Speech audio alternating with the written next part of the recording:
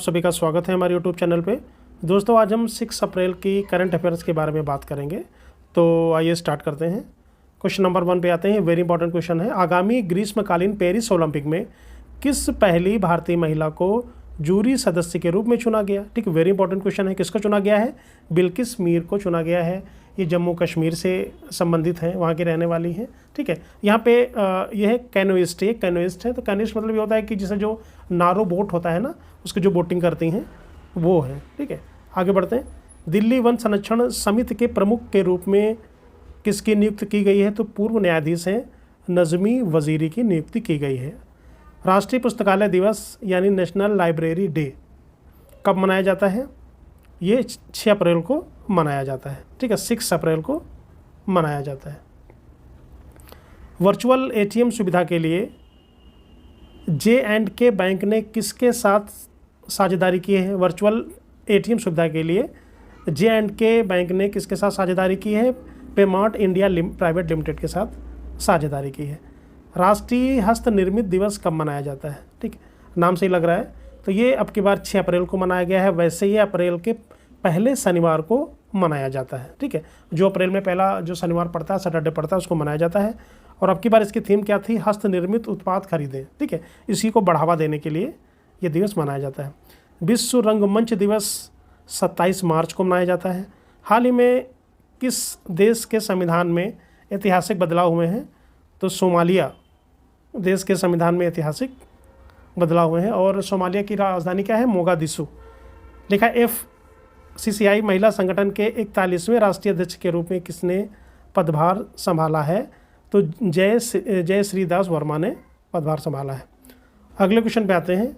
Royal Thai सेना के commander in chief admiral एडुंग फान इयाम किस देश की 3 दिवसीय आधिकारिक यात्रा की है उन्होंने?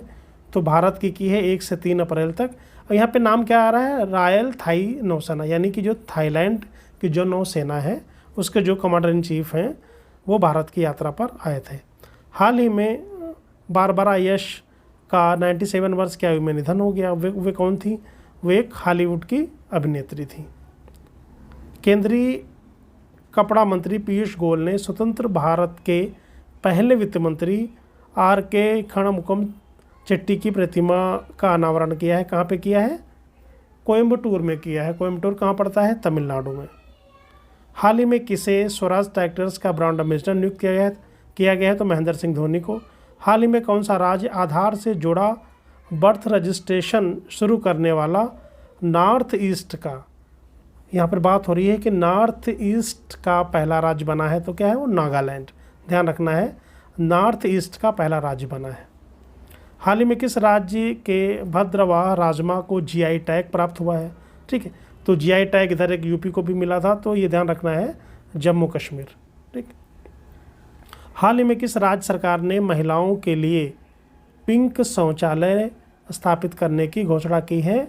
तो किस राज्य सरकार ने किया है? त्रिपुरा राज्य की सरकार ने किया है। भारतीय राष्ट्रीय सुरक्षा सलाहकार अजीत डोभाल ने संघीय सहयोग संगठन, जिसको बोलते हैं SCO, सुरक्षा परिषद की बैठक में भारतीय प्रतिनिधिमंडल का नेतृत्व किया है। ठीक है, आपको पता होगा जो भारतीय जो ये संघीय सहयोग संगठन है, जिसको हम SCO बोलते हैं। ठीक है, इसकी स्थापना 2001 में हुई थी। ठीक, यानी संघीय सहयोग संगठन, इसमें 8 देश आते हैं। तो 8 देश में जैसे कजाकिस्तान, चाइना, किर्गिस्तान, रसिया, तजाकिस्तान, उज्बेकिस्तान, पाकिस्तान और भारत।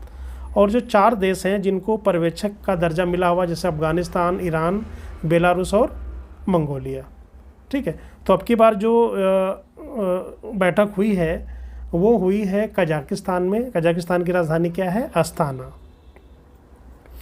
विश्व डोपिंग रोधी एजेंसी यानी WADA की रिपोर्ट के अनुसार वर्ष 2022 में सबसे अधिक डोपिंग के मामलों की संख्या भारत देश में पाई गई है। ठीक है, तो ये वेरी इंपॉर्टेंट क्वेश्चन है।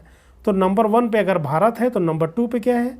नंबर 2 पे है दक्षिण अफ्रीका। ठीक है, तो यहाँ पे एक थोड़ा सा आप स्टडी कर लीजिएगा। जो इंडिया का जो डेटा है, जितना भी परीक्षण किया जाता है उसमें से 3.2% जो है वो पॉजिटिव रिजल्ट आया, यानी डोपिंग का। इसी तरह से अगर हम साउथ अफ्रीका की बात करें तो जितना भी वहाँ पे टेस्ट किया गया उसका 1.9% ही पॉजिटिव पाया गया। ठीक है, तो ये वाडा है जो ये रिपोर्ट जारी करता है। ठीक, तो इसके बारे में थोड़ा सा डिटेल भी हम देख लेते हैं। विश्व डोपिंग रोधी एजेंसी की स्थापना 1999 में अंतर्राष्ट्रीय ओलंपिक समिति और दुनिया की सरकारों द्वारा रचित और वित्त पोषित एक अंतर्राष्ट्रीय स्वतंत्र एजेंसी के रूप में की गई थी। इसका मुख्य उद्देश्य क्या था कि खेल में एथलीटों द्वारा प्रदर्शन बढ़ाने वाली दवाओं, जो भी डोप के अनधिकृत उपयोग के खिलाफ लड़ना है। वाडा की प्राथमिक भूमिका सभी खेलों और देशों में डोपिंग रोधी नियमों और नीतियों का विकास, सामंजस्य और समन्वय है। ठीक है, वाडा एक अंतर्राष्ट्रीय एजेंसी है, वो संगठन है। कई देशों के राष्ट्रीय डोपिंग रोधी संगठन इससे संबंधित हैं, जो इसकी ओर से डोपिंग परीक्षण कराते हैं। ठीक, इसका जो मुख्यालय है वो कहाँ पे है? वो मॉन्ट्रियल यानी कनाडा में है। अध्यक्ष क्या है? विटोल्ड बैका। ठीक, तो ये भी आपको इम्पोर्टेंट है कि इसका मुख्यालय कहाँ है, पूछा जाता है। और इसके अध्यक्ष, वर्तमान में अध्यक्ष कौन है? विटोल्ड बैका। आगे बढ़ते हैं कि SJVN लिमिटेड को कॉरपोरेट सामाजिक उत्तरदायित्व योगदान के लिए 15वें IDC विश्वकर्मा पुरस्कार 2024 से सम्मानित किया गया। भारतीय सेना ने आकाश तीर कमांड और कंट्रोल सिस्टम को एयर डिफेंस सुरक्षा प्रणाली में शामिल किया है। किसने शामिल किया? भारतीय नौसेना ने। तमिल अभिनेता विश्वेश्वर राव का 64 वर्ष की आयु में निधन हो गया। ठीक है, तो विश्वेश्वर राव ये एक तमिल अभिनेता थे। दिल्ली उच्च न्यायालय के पूर्व न्यायाधीश न्यायमूर्ति नज़मी वजीरी को दिल्ली में वनों की सुरक्षा से संबंधित समिति का अध्यक्ष नियुक्त किया गया। पंकज अडवाणी ने CCI स्नूकर, जो स्नूकर खेलते हैं, क्लासिक का टाइटल जीता है। ठीक, फिर आगे हाल ही में विल्किस मीर पेरिस ओलंपिक में भारत की पहली महिला जूरी सदस्य बनी है, जो पहला क्वेश्चन था।